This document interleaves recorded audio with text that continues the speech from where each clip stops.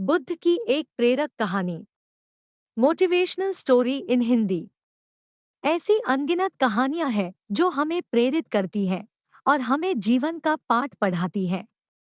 उसी प्रेरणा और जीवन के सबक को ध्यान में रखते हुए मैं बौद्ध धर्म के संस्थापक, एक शिक्षक, दार्शनिक और आध्यात्मिक नेता गौतम बुद्ध की एक सुंदर कहानी साझा करना चाहूँगा।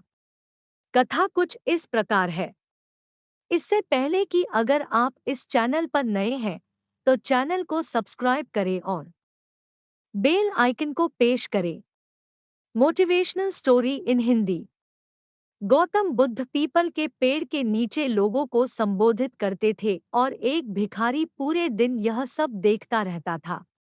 भिखारी ने देखा कि जो लोग दुखी और उदास मन से अपनी समस्याएं लेकर समाधान के लिए गए थे, वे प्रसन्न और संतुष्ट दिख रहे थे।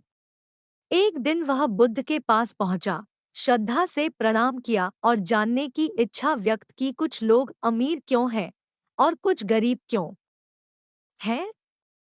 वह जानना चाहता था कि वह गरीब क्यों है और भगवान ने उसे समृद्ध जीवन क्यों नहीं दिया।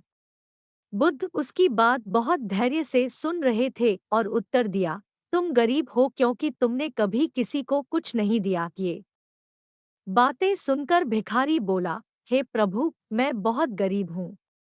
मेरे पास देने के लिए कुछ भी नहीं है।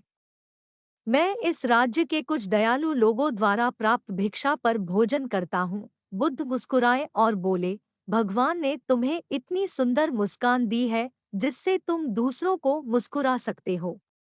आप अपने मुंह का उपयोग दयालु शब्द बोलने और दूसरों को प्रेरित करने के लिए कर सकते हैं। भगवान ने आपको दो छोटी आंखें दी हैं जिनके माध्यम से आप इस खूबसूरत दुनिया को देख सकते हैं और दूसरों के प्रति दयालुता की दृष्टि से देख सकते हैं।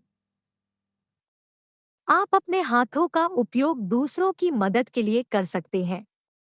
जिसके पास ये चार चीजें हैं वह कभी गरीब नहीं हो सकता। यह आपकी अज्ञानता है। इस भ्रम को अपने मन से निकाल दीजिए, आपके जीवन से गरीबी दूर हो जाएगी। यह सुनकर भिखारी के चेहरे पर चमक आ गई और वह उनकी सभी शिक्षाओं को अपने जीवन में अपनाने लगा। हमें यह भी सोचना और विश्लेषण करना शुरू करना चाहिए कि भगवान ने हमें दूसरों को कोसने और तुलना करने के बजाय क्या उपहार दिया है। हमें अपने रास्ते में आने वाली सभी अच्छी और बुरी चीज़ों के लिए हमेशा भगवान का आभारी रहना चाहिए, क्योंकि हम अपने बुरे समय, अपनी गलतियों और समस्याओं से सीखते हैं। जब भी आप उदास हो तो इस कहानी को पढ़ें, जो न केवल आपको आशाओं से भर देगी बल्कि आपके जीवन को खुशहाल और फलदायी भी बनाएगी।